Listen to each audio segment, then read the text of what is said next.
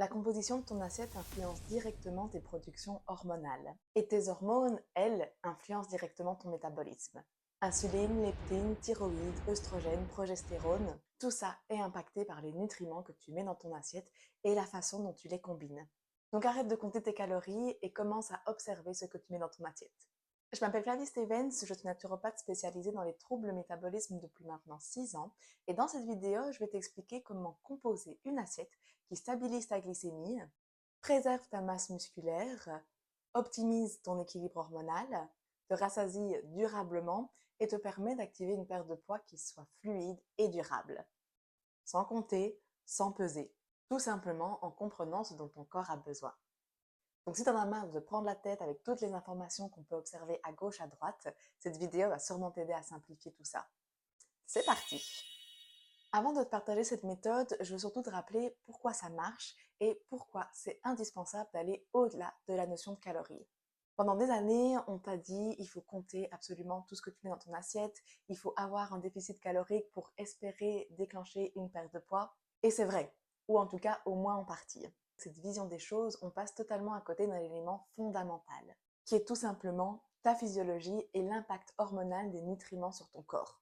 On va prendre un exemple tout simple. Imagine deux assiettes avec un apport calorique absolument identique. D'un côté, on va avoir une tartine de pain blanc avec de la confiture et un jus d'orange pressé. De l'autre, on a 2 œufs, un demi-avocat et des légumes. Exactement le même nombre de calories. Pourtant, la première assiette va faire monter ta glycémie et déclencher une grosse production d'insuline. L'insuline est une hormone qui favorise le stockage quand le taux de sucre dans ton sang est trop élevé. La deuxième stabilise ta glycémie grâce aux fibres, grâce aux bons gras et aux protéines. Tu vas aussi avoir un apport de micronutriments hyper intéressant pour stimuler et activer ton hormone thyroïdienne, stabiliser tes hormones féminines. Donc sur le long terme, tu vas plutôt entretenir un bon métabolisme. C'est clairement pour ça que la composition de ton assiette est aujourd'hui bien plus importante que la quantité de calories que tu vas consommer. Allez, on rentre dans le vif du sujet et je commence à t'expliquer comment composer ton assiette idéale pour soutenir ton métabolisme. Et on va commencer par les protéines. Les protéines sont réellement ton allié métabolique. Pourquoi est-ce qu'aujourd'hui elles sont absolument prioritaires? Tout simplement parce qu'elles vont jouer sur 3 piliers hyper intéressants pour nous aujourd'hui. Le premier, c'est qu'elles te rassasient vraiment et sur du long terme. Tu l'as peut-être certainement déjà remarqué, si tu petit déjeunes avec un bol de céréales et du lait le matin, vers 10-11 heures, il y a fort à parier que tu sois déjà affamé et que tu cherches à gauche à droite ce que tu vas bien pouvoir manger. Par contre, si tu manges des œufs au petit déjeuner, tu pourras tenir bien plus longtemps jusqu'à ton prochain repas de midi. C'est tout simplement parce que les protéines sont les matières premières de ton hormone de satiété. Elles vont ralentir aussi ta digestion, ce qui permet d'avoir un estomac et un système digestif plus longtemps en activité et donc moins rapidement d'avoir ce besoin de le remplir à nouveau. Résultat, tu as tout simplement moins faim entre les différents repas. Deuxième raison qui font des protéines ton allié, c'est qu'elles vont tout simplement nourrir tes tissus musculaires. Deux facteurs ici entrent en compte. Malheureusement, plus l'âge avance, plus notre tissu musculaire aura tendance à baisser.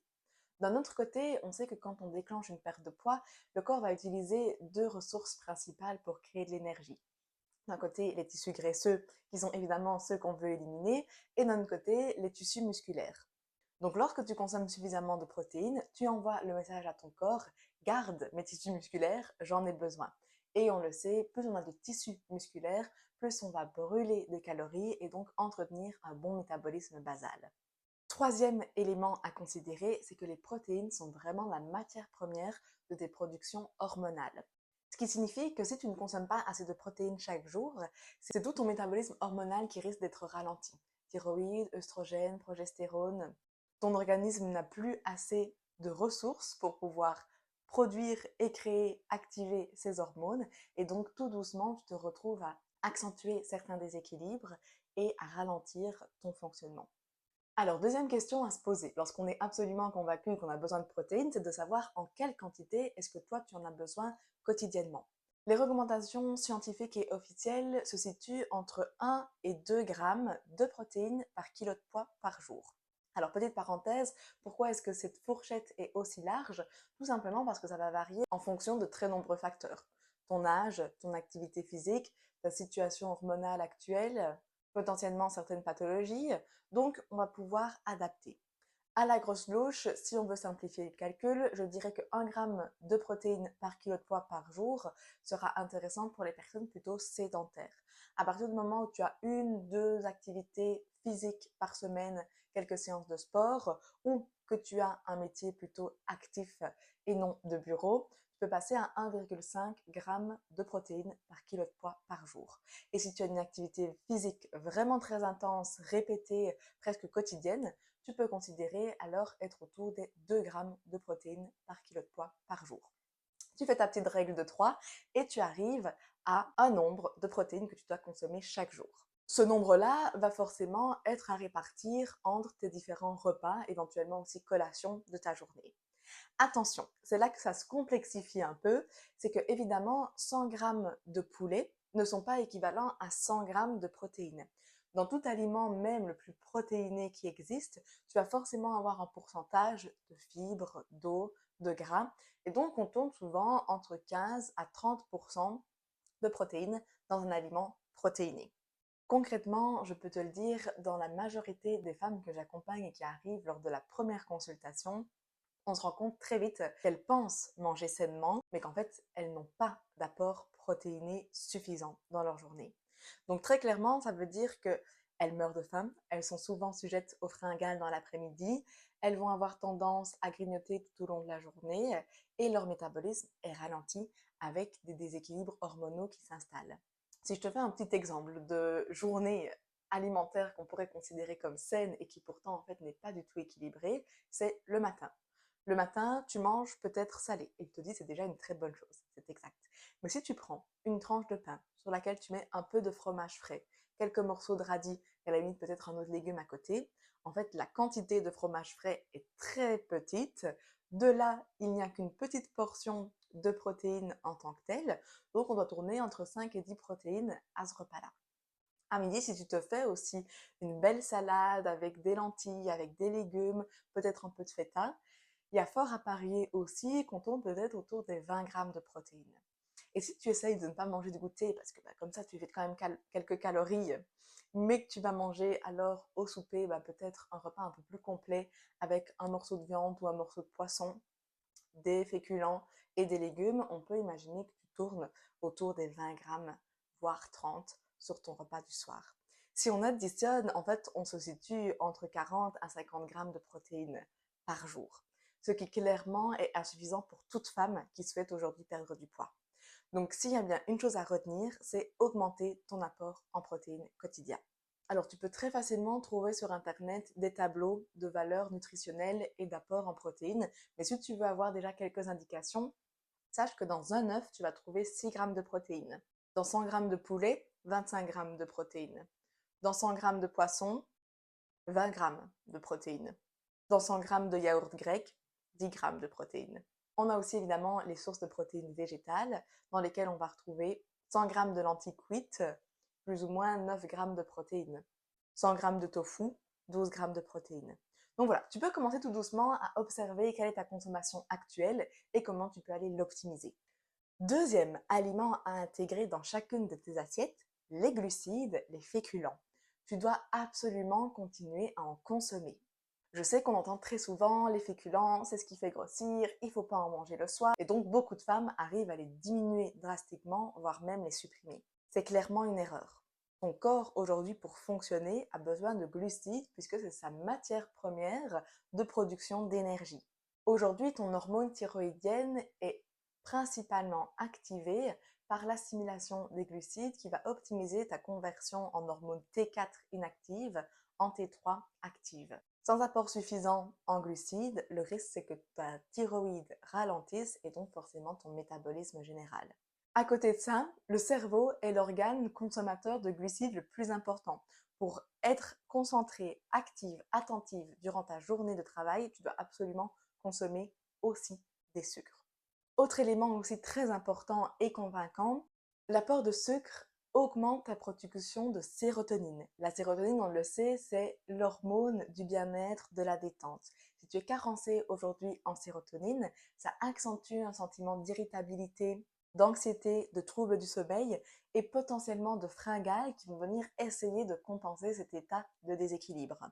Donc clairement, les glucides et les féculents aujourd'hui ne sont pas ton ennemi. Par contre, ce qui va être indispensable, c'est de regarder à la proportion, la quantité de glucides que tu mets dans ton assiette et leur qualité. Alors, pour avoir une vision assez simple, on va voir les différents glucides sur une échelle de glycémie.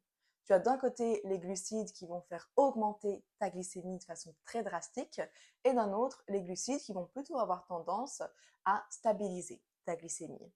Évidemment, nous, on va essayer de tendre le plus possible vers ce côté-là. Et de ce côté, on va avoir justement tous les aliments qui vont être complets.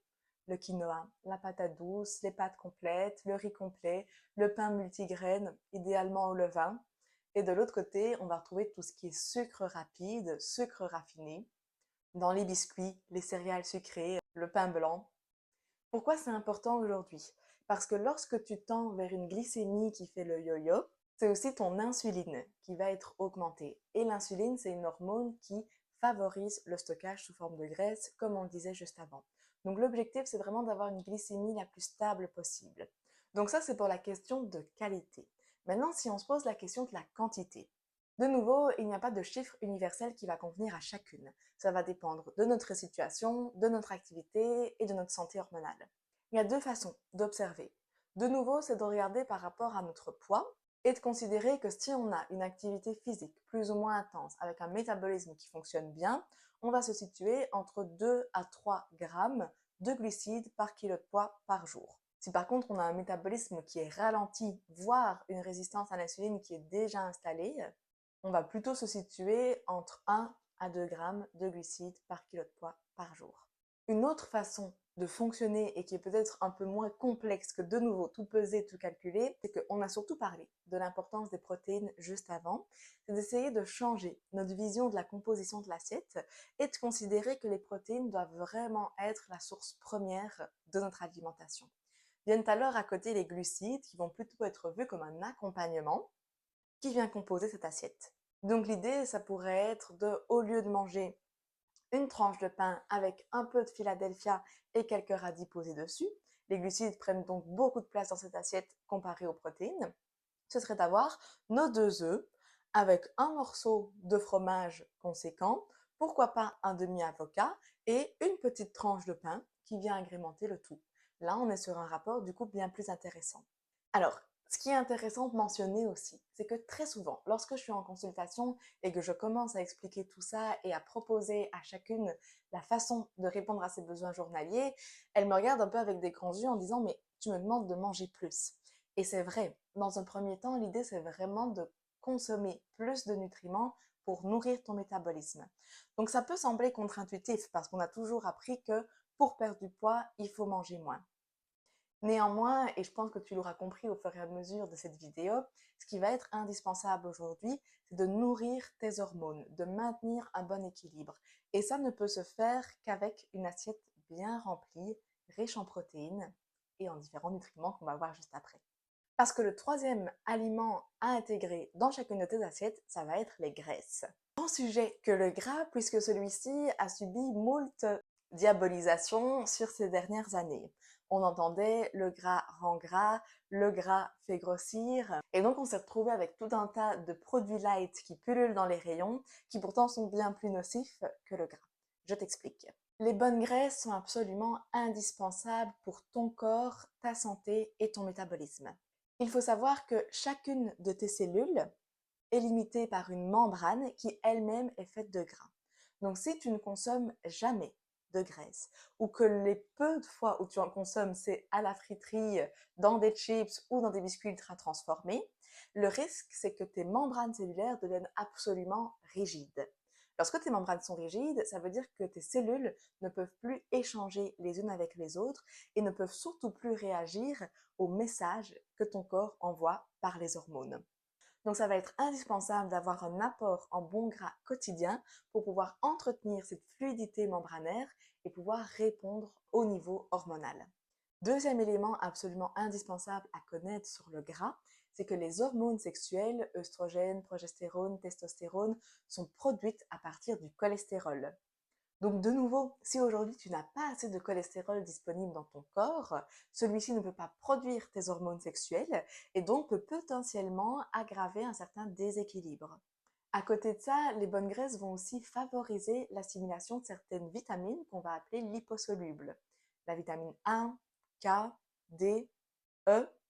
Donc de nouveau, si tu n'en as pas, tu ne réussis pas à absorber tes vitamines qui sont indispensables.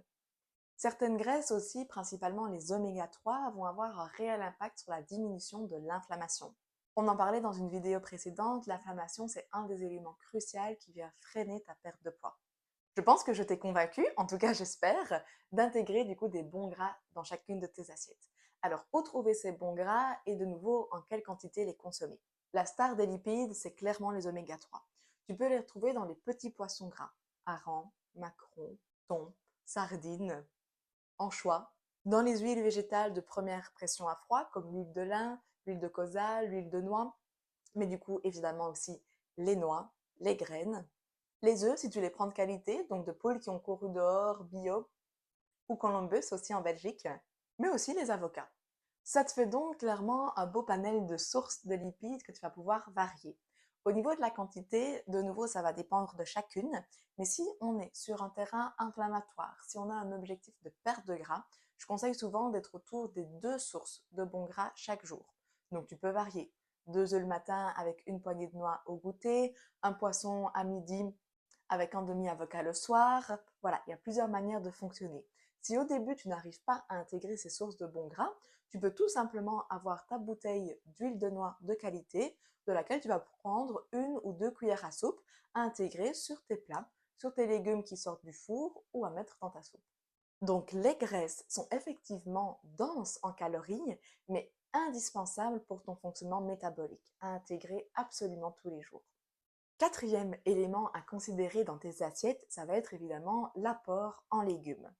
Ici, on ne parle plus de macronutriments qui vont constituer les bases, les briques de ton fonctionnement métabolique, mais de micronutriments qui vont vraiment de manière précise venir activer tous ces mécanismes et rendre ton corps fonctionnel. En effet, on va y retrouver les vitamines, les minéraux, les antioxydants qui sont souvent indispensables pour optimiser tes productions, ton activation hormonale. À côté de ça, les légumes sont aussi très riches en fibres qui viennent de nouveau stabiliser ta glycémie, entretenir un bon transit, tous des éléments qui sont évidemment aussi intéressants pour notre fonctionnement. L'idéal, ce sera donc de varier, d'avoir de temps en temps des légumes verts, hyper intéressants pour leur rapport en fer, en vitamine B, les crucifères, donc la famille des choux, des brocolis, très intéressant ici au niveau de la santé thyroïdienne. Et puis des légumes colorés comme les poivrons, les carottes, les patates douces qui vont être très intéressants au niveau bêta-carotène et antioxydants. Si tu arrives à les tolérer parce qu'au niveau digestion ça passe, évidemment le cru est très intéressant puisqu'il conserve absolument tous les nutriments. La cuisson à la vapeur peut être aussi une belle alternative et pourquoi pas cuire au four, au wok pour avoir une belle synergie aussi au niveau des saveurs. Si tu veux avoir un ordre de grandeur pour savoir quelle quantité de légumes consommer chaque jour, je dirais qu'ils peuvent prendre plus ou moins la moitié de la place de ton alimentation quotidienne. Peut-être que tu en mangeras un petit peu moins au petit déjeuner, mais que tu peux en avoir une portion plus intéressante au niveau du dernier repas de la journée le soir. Donc les légumes ne sont pas optionnels puisqu'ils sont clairement l'élément qui va venir activer tes mécanismes physiologiques. Alors, concrètement, maintenant, comment est-ce qu'on met tout ça en place? Première chose, je te dirais de revenir sur tes apports en protéines. Tu les as calculés au préalable, tu sais plus ou moins à quoi ça correspond. Donc l'idée, c'est de les avoir en premier dans ton assiette. À côté, on a dit plus ou moins la moitié aussi de l'assiette visuellement et quantitativement de légumes. Ensuite, une belle portion de glucides qui sont indispensables et on n'oublie pas, par au-dessus, son apport en bons lipides. Si tu veux quelques idées d'exemples, ça peut être le matin, 2 œufs, un demi-avocat, un petit morceau de truite ou de maquereau fumé et une petite tranche de pain. Tu peux aussi, si ça te plaît, rajouter une petite crudité comme une carotte râpée pour dès le matin avoir ton apport en vitamines. Normalement, tu as suffisamment mangé et apporté de satiété à ton corps pour pouvoir tenir jusqu'au repas de midi. De nouveau, ici, tu peux te faire un apport en glucides avec des patates douces, un apport de protéines avec un filet de poulet, des légumes de ton choix cuits comme tu les aimes et un filet d'une bonne huile d'olive ou de noix. Le goûter, lui, par contre, est très important. Donc, pense à avoir un petit moment sucré dans la fin de l'après-midi vers 16-17 heures avec un yaourt, des fruits frais, des graines, des noix, simplement un fruit et une poignée de noix, un morceau de chocolat, là aussi ce qui va te plaire et ce qui va être pratique pour toi. Et le soir, on peut être sur un repas un peu plus léger avec de nouveau une belle portion de légumes, éventuellement une source de protéines plutôt végétale qui va être plus digeste et un apport par exemple de quinoa.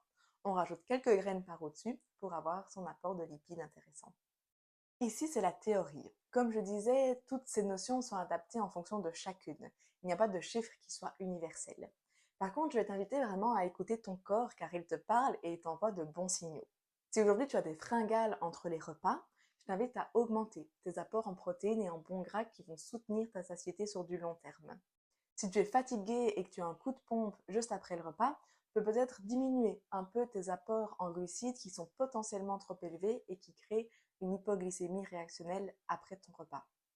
Si tu es constipé et que tu as un transit qui est plutôt ralenti, teste d'augmenter ta portion de légumes pour avoir plus de fibres et dynamiser ce fonctionnement. Donc tout ça, ça va être évidemment des ajustements à tester, observer et adapter en fonction de toi. Bon, si on récapitule, les protéines, c'est notre priorité. Tu dois te situer entre 1 à 2 grammes par kilo de poids par jour et ça doit être vraiment ton indispensable pour relancer ton métabolisme. Ensuite viennent les glucides, qui vont aussi être intéressants pour ton énergie, mais qui doivent souvent prendre une place un peu moindre que celle qu'on a l'habitude de leur donner. Troisièmement, nos bons gras, indispensables à intégrer dans chacune de nos assiettes avec au moins 2 sources différentes chaque jour. Et pour finir, les légumes qui doivent prendre une place considérable puisqu'ils nous apportent vitamines, minéraux indispensables au niveau de notre métabolisme aussi. Donc clairement, ce n'est pas magique, mais par contre, c'est la base pour pouvoir ensuite nourrir ton métabolisme, le relancer, le redynamiser et observer tout doucement des améliorations à ce niveau-là. Et si tu souhaites aller plus loin, c'est pour ça que j'ai créé l'accompagnement Enjoy Your Body. C'est un suivi complet qui va permettre à chaque femme de pouvoir comprendre son métabolisme, de pouvoir du coup intégrer des habitudes qui vont être ciblées pour relancer l'organisme et retrouver un corps dans lequel on se sent bien. Aujourd'hui, je te propose de réserver un appel bilan. L'idée, c'est de pouvoir avoir une vingtaine de minutes toutes les deux ensemble pour discuter de ton parcours, de tes habitudes actuelles, de tes envies, de tes objectifs et découvrir si effectivement Enjoy Your Body est fait pour toi. Tu peux tout simplement réserver ton créneau dans le lien qui se trouve dans la description. Un tout grand merci à toi pour ton attention. Si tu as aimé, n'hésite pas à liker. Si tu penses que ces informations pourraient être utiles à une de tes copines, n'hésite pas évidemment à lui envoyer. Et si tu as d'autres sujets que tu aimerais voir abordés sur cette chaîne, n'hésite pas à me les laisser en commentaire. À bientôt!